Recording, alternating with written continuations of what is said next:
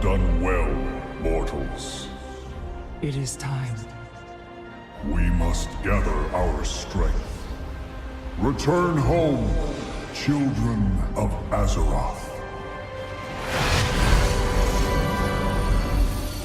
Illidan, we've done all we can. Every choice, every sacrifice has led me to this moment.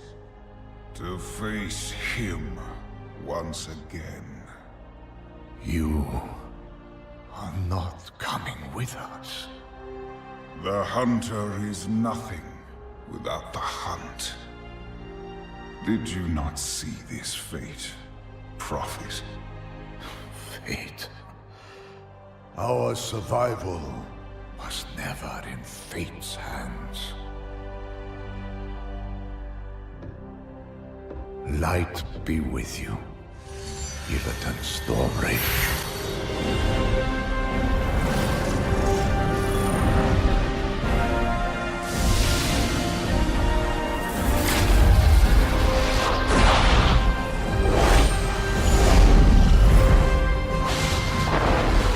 Brother, your crusade is over!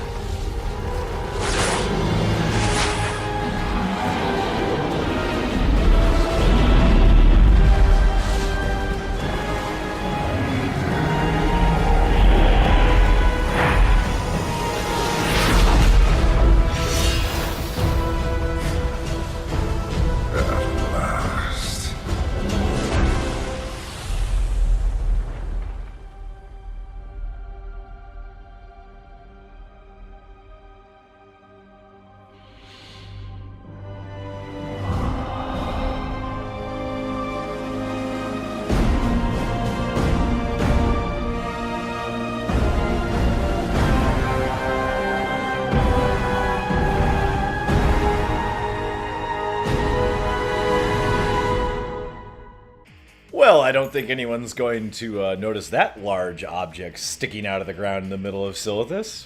What object in Silithus? I'm Rage. I'm Sage. And today we want to discuss the ending cinematic to the Antorus the Burning Throat raid, and kind of what that means going forward, and how much damage that strike against Azeroth actually did. So, those of you who haven't seen yet, you beat Argus, a literal Titan soul, and then the Pantheon goes to put the leash on Sargeras, and Sargeras, in a last-ditch effort, is like, no. And he stabs the planet. And it's not like a little poke.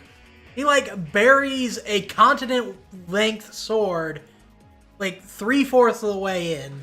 Yeah, when the cinematic was at the beginning of the video here before Sage and I chimed in, but when you see that, it buries itself at least 3/4 deep into the surface, and what we can see, as you can see on the footage here on my Demon Hunter as I'm flying into the zone to take a look at it, what we actually see seems to be just 1/4's length that is still sticking out of the ground from where it got hit the ground to the hilt. And to give an idea of how big this is, as I'm flying around the zone here, there's a couple things that I'm doing in this footage. Is one, I'm looking around the zone to see if there's a single living NPC left anywhere. Enemy, friend, Twilight Hammer, Ankaraji bug, anything. And everything is decimated. So there's just the blunt force damage. But as we get to later on in the footage, you're going to see getting to the hilt of this sword from where it comes out of the ground is to the top of the skybox. Yeah, you can't even get to the pommel of the blade. It's just that high up. And that's just what's sticking out of the ground. If you watch the little cinematic, you see that Sargeras puts that thing pretty deep into the planet. And now you look at the remnants of Silithus, and if you thought there was nothing there before, guess what? There is literally nothing there now. And so this raises the question, many questions. The cinematic has a lot, and so does the raid. And the first question that Sage and I had, and this will lead into the sword in Azeroth here, but how come we could beat the snot out of Agramar, and all of a sudden he's sitting there with the rest of the seat, with the Pantheon, and he's fine, and he's redeemed? How come we couldn't save Argus? Yeah, and there's a lot to go into with this point. First of all, I'd like to bring up, going way back in the lore, Sargeras started out by finding the old gods, and he cleaved a planet in half because he saw the old gods and feared their corruption. And that sparked his whole fight with the Pantheon. Like, they were not okay with this, yet you fast forward now and you literally kill a Titan. And they're okay with that. Yeah. Now, Argus obviously is much more tormented, much more corrupted. As you fight him, there's a scene right before he, spoilers, kills the entire raid, and he starts casting the spell End of All Creation. And as he wipes out the entire raid, he screams out, "Just end it all." And if you don't, break out and interrupt the spell, it will just end all creation. That's what the spell book says in the game, which I think is absolutely hilarious.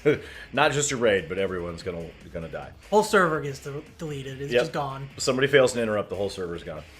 But he is that bent on just ending it. And there's a scene that you do or take place in with Magni Bronzebeard within the quest line on Argus, building up to the raid. And Argus apparently reaches out to Magni and is trying to talk to him as well. And Magni says he can hear the voice of Argus. And in it, Magni says that he is just so sad and so broken. And so maybe Argus is so corrupted and twisted after being used by just this ultimate fuel to keep respawning the Legion that there is no redemption. Yeah, I think that's a good point. That maybe Argus himself is beyond redemption, but at the same time, you think the Pantheon would have at least tried. Yeah, it is a little weird. I wish there would have been some more besides just that small little conversation, and maybe I'm missing something. If somebody knows something else that you saw in-game to point towards why this is, I would love to see a comment down below. But it just seems so odd that there wasn't a try or a what is going on or any type of discussion. The Pantheon just gets freed from the Coven of Shavar, from their torture. Their spirits, wind up at the seat of the Pantheon before the fight happens. And then it just all goes down. Yeah. And we kill Argus, and it all happens very quickly. And now all of a sudden the Pantheon has enough power to, as we saw in the cinematic, kind of...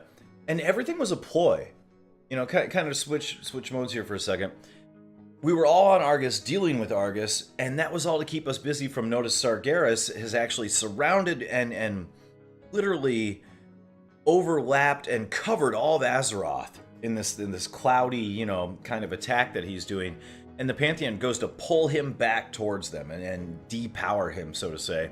And that's when we get the stabbing happening. And so was everything to do with Argus just, a ploy by Sargeras so that he could get an open attack on Azeroth itself? I mean, that makes a lot of sense. You make everyone look right, and you move left, But at the same time, that also has another lore hole in it. A lore hole. It is a bit of a hole in the lore. And that is, Sargeras had to have an avatar to appear on Azeroth before. He had to come through the Well of Eternity to try to come on Azeroth before, to actually get there and manifest himself there. Why now, when we're on Argus fighting Argus, is Sargeras able to manifest himself and literally swallow up Azeroth in this cloudy substance that we see? And then there he is in full size, stabbing Azeroth. Why now? What changed? Yeah, that's a good point. I don't know if I really have much of an answer for that. And so I find that just a little weird.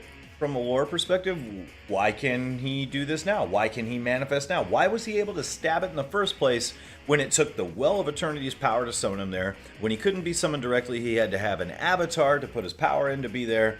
He tried to infect Medivh and, come in through Medivh and, manipulate Medivh to do all this other stuff. Why was he able to just manifest now? There's no explanation for it, and as a lore person, I really would love an answer. Again, you guys know something that I'm not picking up on here, put it down in the comments. I mean, taking a shot in the dark, maybe he always has been able to manifest, but it's not something that's just a simple process. Maybe it's something that takes a lot out of him himself, and he was just kind of trying to find an easier way to get things done, if a bit roundabout. I guess. Like, I have no lore backing to really back that up, but... Oh, a big possibly? It's a thought. The other thing that comes up, and this is looking future into lore, not past, or looking at any of the, plot holes there. Look at the size of this blade! Look at it! There's no way anyone on Azeroth can't see it. Look at the power emanating off of it. It's filled with Titan power. The blade itself, let alone, the Azerite that we know is coming up out of Azeroth later on to get us to battle for Azeroth. And this kind of reinforces the idea that Sage and I have kicked around before in other videos is everybody and their mother is going to be over here looking at this going, how can we benefit from this? And there's no way that you can't see it. You can see it from zones away. I mean, even think about this. The blade itself, think of what that stuff's made of. Like, that could be a resource. Yeah, above and beyond Azerite.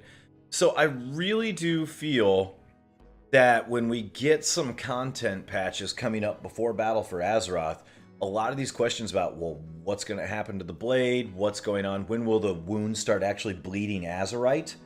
It's kind of like that situation where they always say, when you take a serious wound, don't remove the object that stabs someone when they're injured because they could bleed out. Yeah. It's better to leave it in until you're ready to take it out. At what point are we ready to take the blade out of Azeroth? And what will that kind of damage do to Azeroth? Which ties back to the beginning of the discussion now. Argus was beyond redemption due to the massive amounts of torture and torment that he went through underneath the Legion's control. And all he wanted to do was be ended. What is this going to do to our Titan Soul Azeroth? Is this the type of damage that could actually corrupt her near that Argus level? Yeah, that just raises a whole new list of questions. And you gotta think, Sargeras is not the only potential corruption involved in this. The old gods, I know we have that little chant, the old gods are coming, but... The old gods are coming! But even if they're not in the next expansion, they've been working to corrupt Azeroth since before WoW even started, before Orcs and Humans even. And has Sargeras now played his part in helping them without the very thing that he wants to destroy? That's the whole reason we have the Burning Legion, is to wipe everything out, because that's better than letting the Void Lords have it. Has he weakened Azeroth to a point now where not only do we have an Azeroth that could be like Argus due to torture and torment, but do we have a weakened Azeroth that can no longer resist the old god's deep-rooted tendrils that are already drilling into her over time? Yeah, I mean, like I said, this just opens up a whole new list of questions. It could... There's no telling where things are going now. It's all up in the air. If you have any comments that fill in some of these lore questions and plot holes that Sage and I have seen in this last inning cinematic, or you just want to give your thoughts on the end of the Legion expansion raid here as we move forward into content patches that get us towards Battle for Azeroth, let us know your thoughts and concerns down below, and let us know if there's something that, like in all these questions we raised, that we missed. We'd love to hear from you guys down below in the comments. We love all the support you give us, and we look forward to seeing what you have to say down in the comments. Peace, people. Peace.